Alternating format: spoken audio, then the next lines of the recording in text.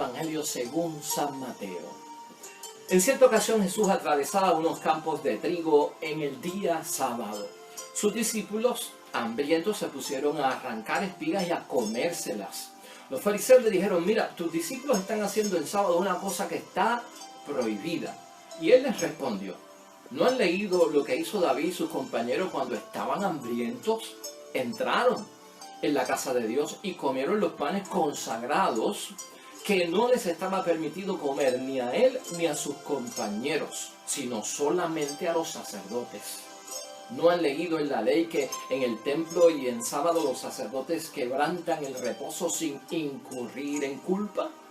Ahora bien, yo les digo que aquí hay alguien mayor que el templo. Si comprendieran lo que significa misericordia quiero y no sacrificios, no condenarían a los inocentes. Porque el Hijo del Hombre es Señor del sábado. Palabra del Señor. Hoy ya es viernes de la 15ª semana del tiempo ordinario en nuestro calendario litúrgico. Estamos en el comienzo del capítulo 12 del Evangelio de San Mateo, versículos 1 al 8. Ese es el Evangelio, la palabra de Dios que gobierna nuestro Evangelio del día.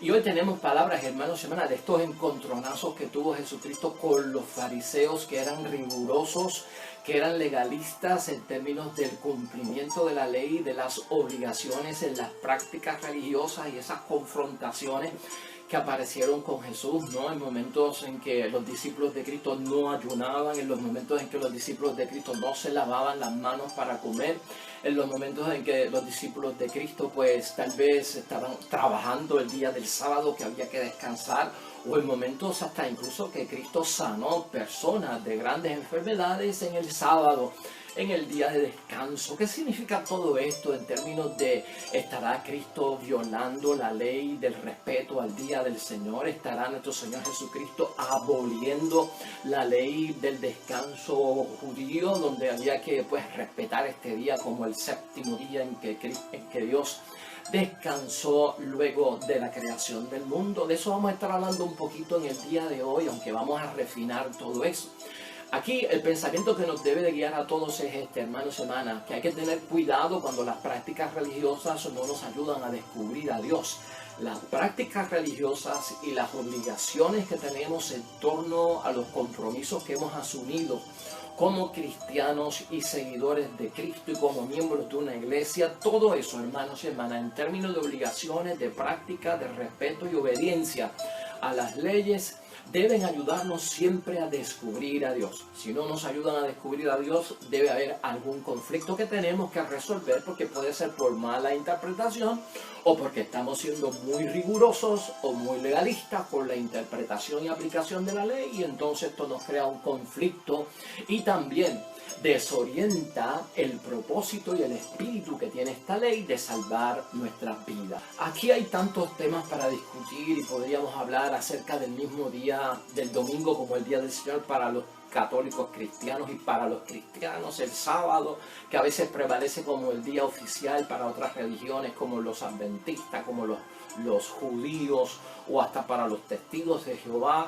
Podríamos estar hablando sobre el significado que tiene el trabajo y qué es lo que se puede y no se puede hacer. Podríamos hablar también acerca de las devociones, las prácticas religiosas, las obligaciones religiosas, en fin, todo esto.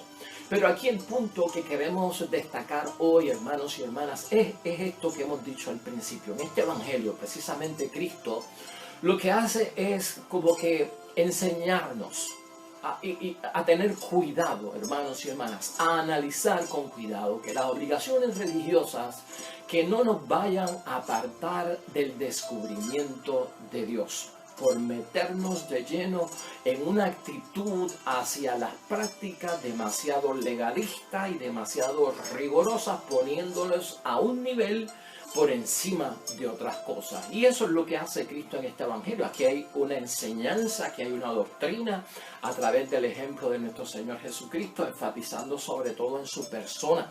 Cristo establece aquí que está por encima de todo, porque Él es Dios. Que los fariseos no puedan ver esto, ¿verdad? Que las personas que tienen a su alrededor no puedan ver esto, pues es una situación desgraciada. pero Cristo está enseñando, revelando, manifestando su divinidad como Señor del sábado, estableciendo que Él está por encima de todo esto, de que Él puede hacer ciertas cosas porque no está violando nada ni aboliendo nada, sino que Él es el creador y el que está detrás de todo esto. Para esto ya nosotros tenemos conocimiento porque nosotros somos cristianos.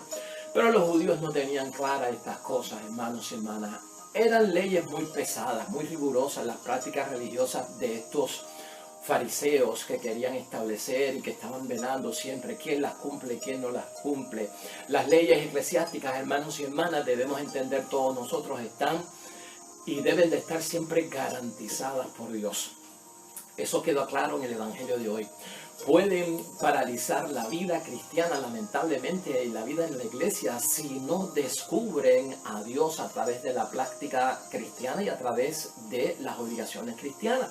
Se puede paralizar la vida cristiana, se puede paralizar la vida espiritual porque nos hemos confundido y estamos buscando una finalidad que no la tiene la práctica religiosa cuando caemos en términos legalistas y en términos tan rigurosos como lo que tenían los fariseos. En todo esto nosotros tenemos que tener cuidado en este asunto. Las palabras de Jesús, hermanos y hermanas, son palabras totalmente de liberación. Y eso es lo que tenemos que entender con este evangelio. Aquí hay liberación. Jesús se siente sobre todo libre y en un espíritu libre de actuación. Jesús no está sometido, hermanos y hermanas, como nosotros ya sabemos, a ninguna ley, hermanos y hermanas, religiosa. Él actúa como Señor, y eso queda claro en el evangelio de hoy. Y actúa como Señor de la ley de Dios, porque Él es Dios y esa es nuestra fe. Jesús en ningún momento, vemos aquí en el Evangelio, no quiere que un pueblo, hermanos y hermanas, sobre todo, se haga esclavo de su propia subsistencia en términos de las cosas que envuelven el diario vivir y sobre todo la función del trabajo en cada uno de nosotros, ¿no? Los trabajos que hacemos en la vida diaria, hermanos y hermanas, no nos deben ahogar de ninguna forma. Y entonces cuando uno se vuelve esclavo del trabajo, eso queda claro aquí dentro de la situación del sábado. Jesús no está yendo en contra del descanso como tal. Jesús implementa muy claramente que sí, que hay que descansar porque quiere sacar al ser humano de esa esclavitud y de esa necesidad del trabajo que lleva a uno pues tal vez a la confianza, a la seguridad de tener el alimento diario para poder subsistir. Pero si el trabajo me va a hacer esclavo y para subsistir diariamente, hermanos y hermanas, me voy a encontrar en un trabajo totalmente lleno de lo que estoy haciendo y excluyendo toda práctica religiosa, ahí hay un problema. Cristo ha enfatizado eso, hermanos y hermanas, pero no es el punto central aquí. Es necesario que el ser humano trabaje, pero los judíos están confundiendo el trabajo y el descanso con la práctica religiosa y han hecho un revolú de todo esto, hermanos y hermanas, que por ser legalistas y rigurosos ni se entiende. Pero aquí el tema primordial es ver que en la práctica religiosa y en las obligaciones que yo tengo con las normas y las leyes de Dios, que también vienen por consecuencia en la ley de la iglesia, me deben ayudar a descubrir a Dios. No está bien que el hombre descuide a Dios por estar metido dentro de las situaciones del trabajo. Tengo que trabajar para poder sobrevivir en esta tierra, sí, hermanos y hermanas, pero no te puedes volver un esclavo, porque empezarías a incumplir muchas cosas, y eso es otro tema aparte, pero es bueno señalarlo porque también se encuentran aquí. Aquí la confusión que crean los fariseos, hermanos y hermanas, en términos al trabajo, es que llaman trabajo al cortar las espigas, a desengranar el grano de las espigas para comérselo. De parte de los discípulos, a ellos le llaman a eso trabajo. Y la ley no estaba hablando de que eso era trabajo, hermanos y hermanas. En Deuteronomio estaba bien claro que se podía de alguna forma recoger las espigas, desengranarlas para uno comérselas. Eso no estaba prohibido dentro de la ley del Deuteronomio.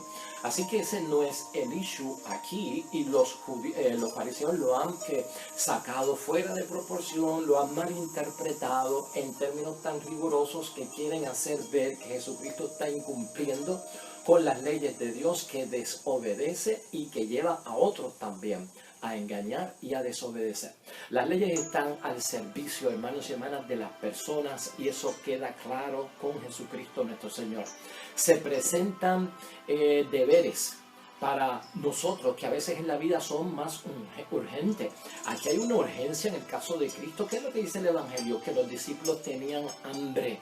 Y como tenían hambre, se pusieron a coger las espigas para desgranarlas y comerse el grano.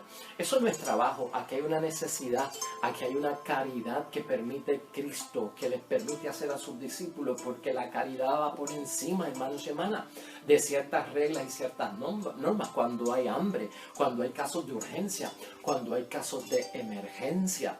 No estamos nosotros exentos, hermanos y hermanas, en ciertas situaciones. Por ejemplo, si tú estás enfermo, no estás obligado a ayunar. Si tú estás enfermo, no estás obligado a ir a misa. O sea, hay unas excepciones porque son urgentes, porque tienen que ver con la caridad, tienen que ver con que la persona pues, pueda sobrevivir y descansar incluso. O sea, aquí no se puede ser tan riguroso que voy a tener que llevar a mi mamá enferma de 90 años a la iglesia para que pueda comulgar, ¿verdad? Que eso no se da. Y nadie está sujeto a un ayuno antes de cierta edad, y nadie está sujeto a otro ayuno después de cierta edad, y mucho menos si tiene condiciones de salud como la diabetes, si tiene que ingerir ciertos medicamentos o tiene que ingerir ciertas proporciones de comida.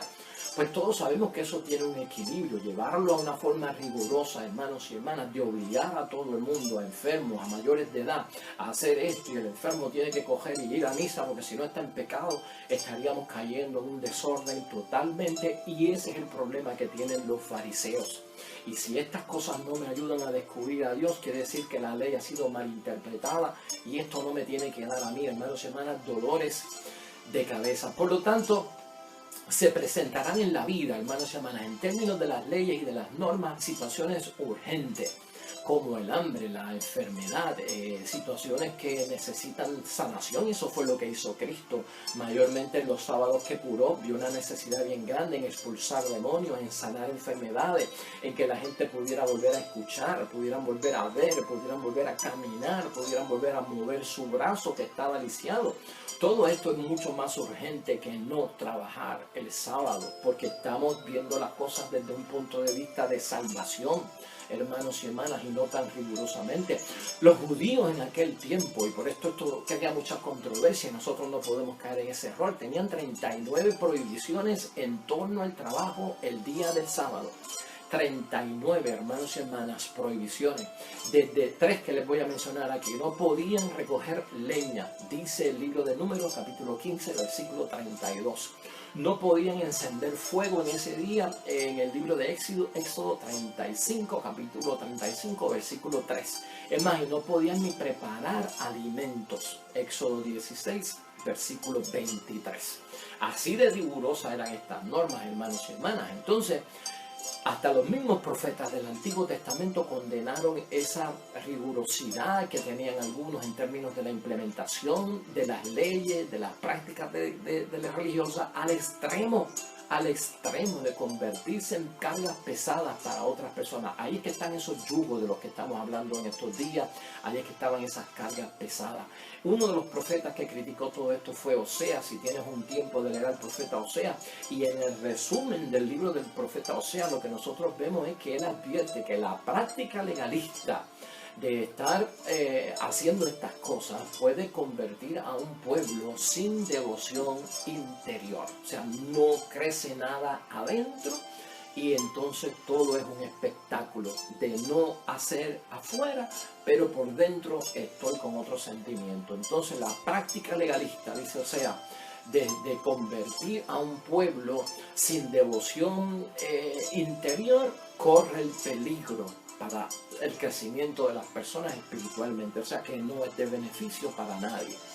Hermanos y hermanas, el deber y la caridad siempre está por encima de todo, y el hacer el bien, Cristo lo enseña hoy, como lo ha enseñado con tantas cosas que nos educa y nos da el ejemplo. Es importante tener la caridad en mente, es importante hacer el bien antes de estar señalando que esto es malo, esto es bueno, esto es pecado, esto es gracia, esto se puede, esto no se puede. Cuando nos volvemos bien legalistas, dicen hermanos y hermanas que los que se vuelven bien legalistas con la ley son los menos que saben de la ley. Porque el que estudia leyes tiene que estudiar cómo se interpreta la ley y cómo se aplica correctamente. Y toda ley está hecha ¿para qué? Para beneficio del hombre y no para daño del hombre. El que interpreta rigurosamente la ley siempre está sentenciando, siempre está señalando, siempre está condenando, porque no tiene nunca los elementos básicos para entender el desarrollo de la ley, la aplicación y la interpretación. Y eso también es señalamiento por parte de Cristo ante los fariseos. Por lo tanto, hermanos y hermanas, aquí terminando para nosotros entenderlo, lo que hay un debate acerca de la licitud de los comportamientos, lo que es válido, lo que es lícito. Lo válido tiene que ver con la eficacia y la licitud tiene que ver con lo que se puede o no se puede hacer, ¿no? La validez tiene que ver con la eficacia de algo, ¿verdad? Que llega al resultado que está buscando, llega al propósito que estaba buscando. Esa es la validez de una ley que consiguió, por ejemplo, en este caso, la validez que consiga descubrir a Dios y mi crecimiento espiritual. La licitud tiene que ver con si se puede o no se puede. Y a veces nosotros los cristianos, hermanos y hermanas, en vez de tener una mente espiritual, tenemos una mente religiosa. Y hay dos diferencias en términos de la mentalidad religiosa y la mentalidad espiritual. La mentalidad religiosa en nosotros se mete en la licitud, no tanto en la validez, en la eficacia, sino en lo que se puede o no se puede hacer. La mentalidad religiosa se mete en qué es pecado, qué no es pecado, qué es gracia, qué no es gracia por parte de Dios, qué es lo bueno, qué no es lo bueno, qué se puede hacer, qué no se puede hacer, qué condena, qué salva, y está todo el día moviéndose la mente religiosa en términos de esto rigorista, legalista y evaluando todo. Eso es malo, esto es bueno, eso se puede, eso no se puede, eso es pecado, eso es gracia. Bueno, se forma un revolú. La mentalidad religiosa es peligrosa en ese sentido y Cristo nos llama más bien a tener una mente o una mentalidad espiritual, de descubrir a Dios antes de estar en estos parámetros de lo que se puede o no se puede hacer. Y mira, déjame señalarte aquí varias cosas en términos de nuestras prácticas religiosas.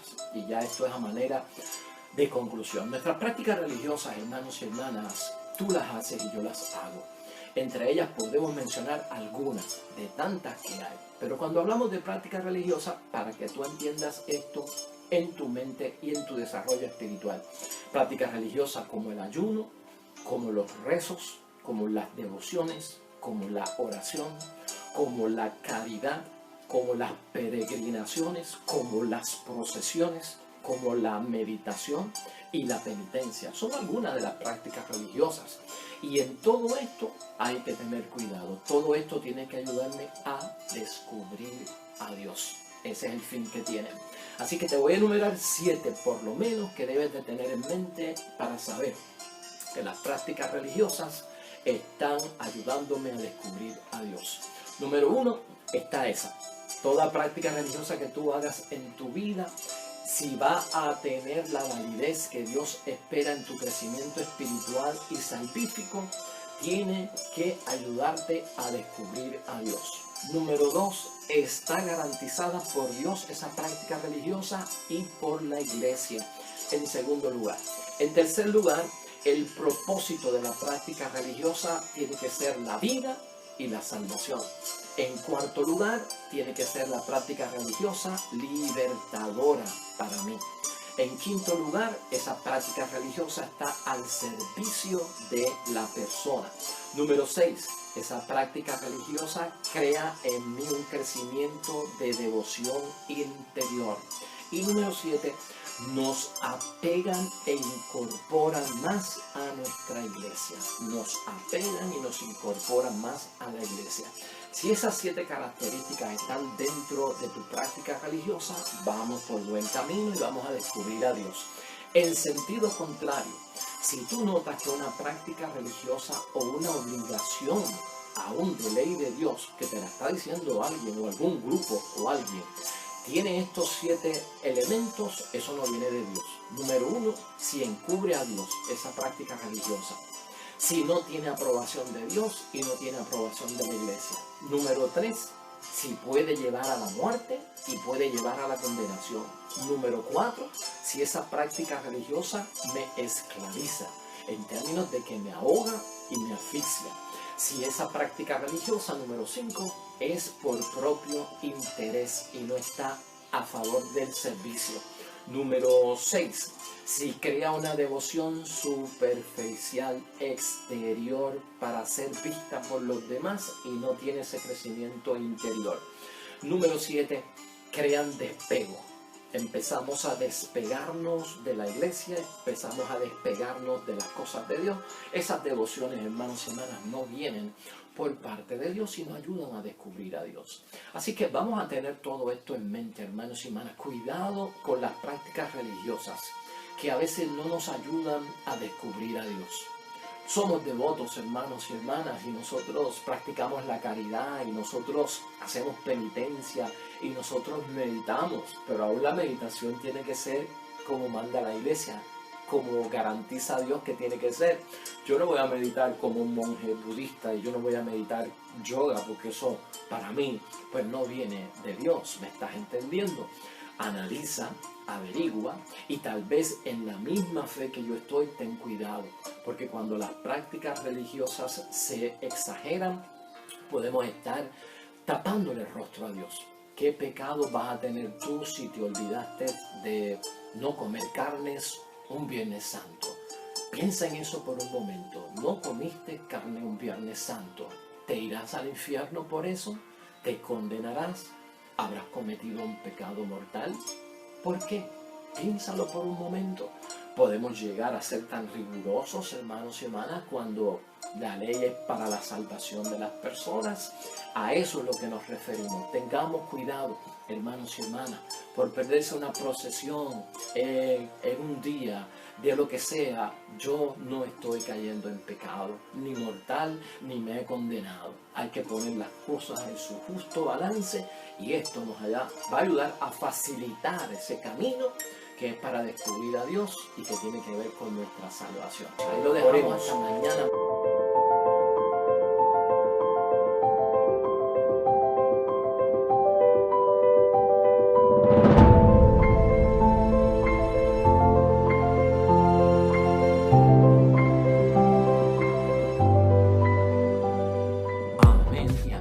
Hermanos y hermanas, el Señor esté con vosotros. La bendición de Dios Todopoderoso, Padre, Hijo y Espíritu Santo, descienda sobre ustedes y permanezca para siempre. Nosotros regresamos mañana con el favor de Dios, nuevo evangelio, nueva meditación de la palabra de Dios. Recuerda siempre, todo cuanto hagas junto a los tuyos para la gloria y la honra de nuestro único Dios. Te irá bonito, hermano y hermana, pero sobre todo vas a ser bendecido. Vas a ser bendecido. Te espero mañana en el nombre